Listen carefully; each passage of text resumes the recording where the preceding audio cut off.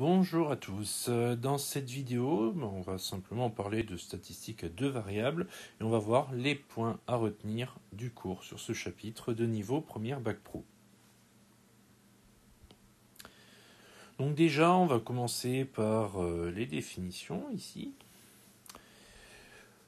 Donc une série statistique qui possède deux caractères quantitatifs est dite à deux variables. Bon, ça c'est relativement facile, ça fait appel à la notion de caractère quantitatif qui a été vue en seconde.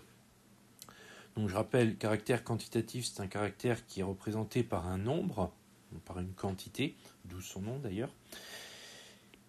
En seconde, vous avez vu que des séries statistiques avec un caractère à la fois, là, il y en a deux, et deux qui sont quantitatifs en même temps. Donc on va les noter sous la forme xi, yi, donc avec xi la valeur du premier caractère quantitatif et yi la valeur du deuxième caractère quantitatif. Une petite remarque qui peut arriver, question vocabulaire dans les exercices, à partir du moment où il y a une mesure de temps, on aura une série qui sera dite chronologique. C'est le cas par exemple d'une frise chronologique. Si on étudie par exemple l'évolution de la population à travers le temps, on met ça sur une frise, et on a une représentation d'une série statistique à deux variables chronologiques. Au niveau de la représentation graphique, puisqu'on en parle, la plus couramment utilisée et celle que vous devrez connaître en première, c'est le nuage de points.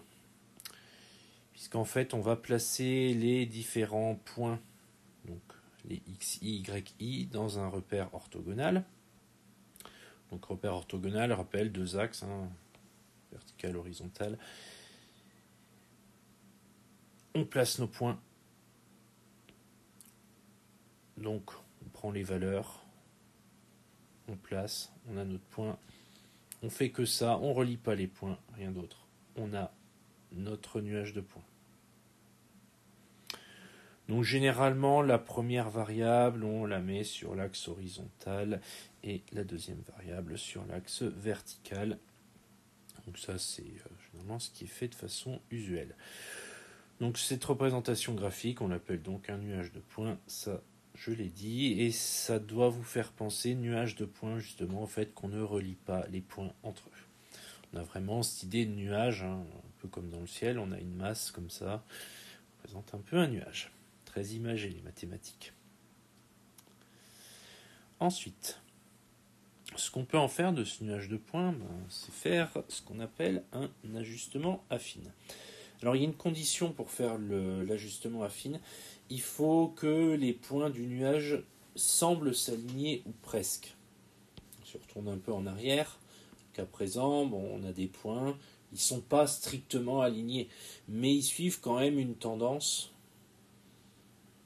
qui, avec cette tendance, on peut dire que ça se rapproche d'une droite. La droite, justement, on la trace. Donc le but, c'est de tracer une droite qui va passer au plus près de chacun des points du nuage de points. Et réaliser l'ajustement affine, ça va être chercher l'équation de cette droite. Équation d'une droite qui va avoir la forme y égale à x plus b, et qui va mettre en relation notre variable x, donc celle qui est sur l'axe des abscisses, et la variable y qui sera sur l'axe des ordonnées.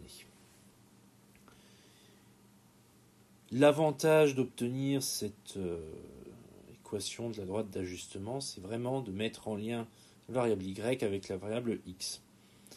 A et b étant des valeurs que vous allez trouver justement et qui vont être déterminées quand vous aurez l'équation de cette droite.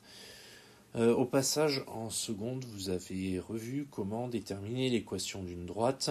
Donc, je rappelle, le b, c'est l'ordonnée à l'origine qu'on trouve ici, et le a, c'est le coefficient directeur. Donc là, on a une droite, on détermine son équation, c'est comme en géométrie, il n'y a rien qui change à ce niveau-là. Alors il y a un point particulier qu'ici j'ai représenté, je l'ai appelé MI, on pourrait l'appeler autrement, c'est pas un problème, c'est ce qu'on appelle le point moyen. Alors ce point moyen, c'est le point dont les coordonnées sont la moyenne des valeurs de chacune des variables.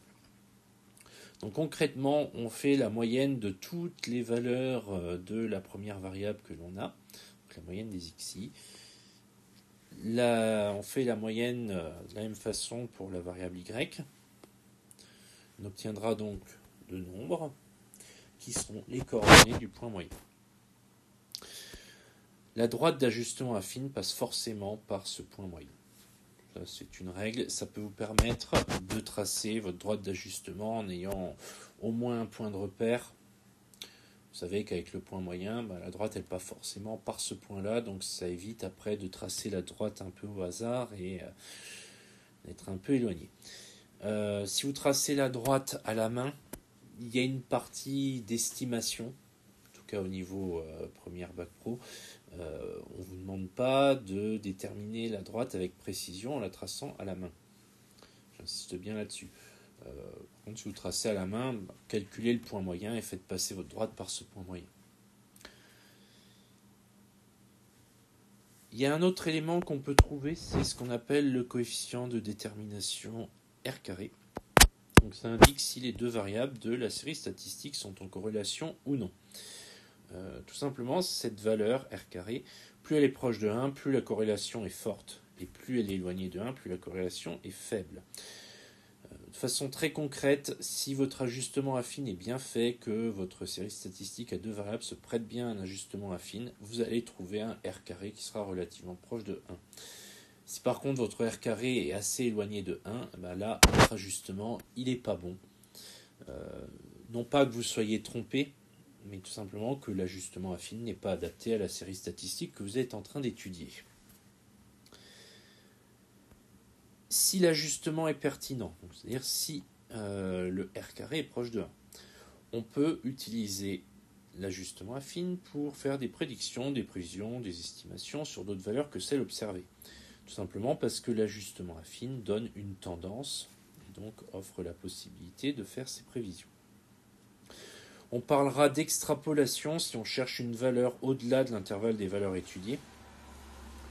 Donc ça veut dire concrètement que si on cherche une valeur qui va se situer par ici, on va faire de l'extrapolation. Même chose si on la cherche plutôt par là.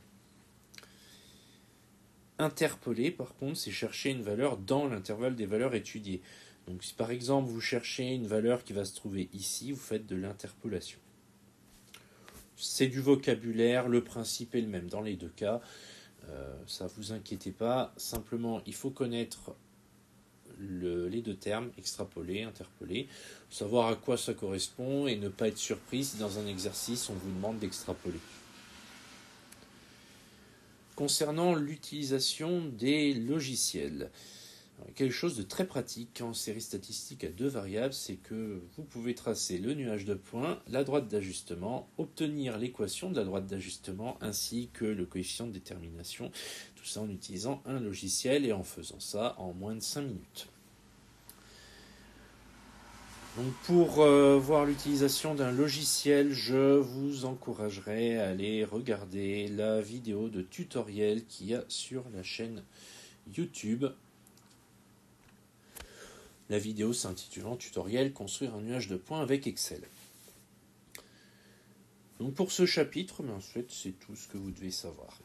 Il n'y a rien de plus, rien de moins. Toute la difficulté, en fait, ça va être de faire les interpolations, les extrapolations, une fois que vous aurez construit votre nuage de points et réalisé l'ajustement affine. Faire le nuage de points, réaliser l'ajustement affine, c'est pas difficile si vous maîtrisez le logiciel. Donc ça vaut le coup de bien s'habituer à utiliser l'outil informatique. Ça vaut le coup de bien se familiariser avec pour réussir à le faire le plus rapidement possible.